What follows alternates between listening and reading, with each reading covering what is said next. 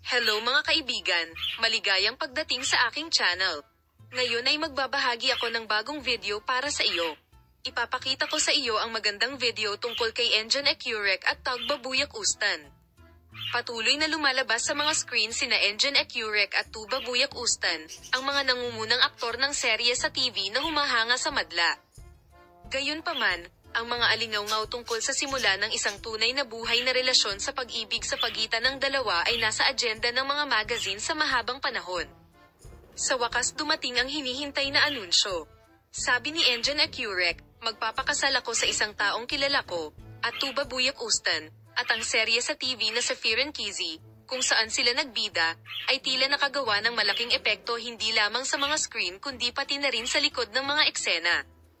Ang matagumpay na pagtatanghal nina Engin Ecurek at Tugbabuyak Ustan sa serye ay nagkaroon ng kahulugan hindi lamang sa senaryo kundi pati na rin sa espesyal na ugnayan na kanilang nadama para sa isa't isa sa totoong buhay.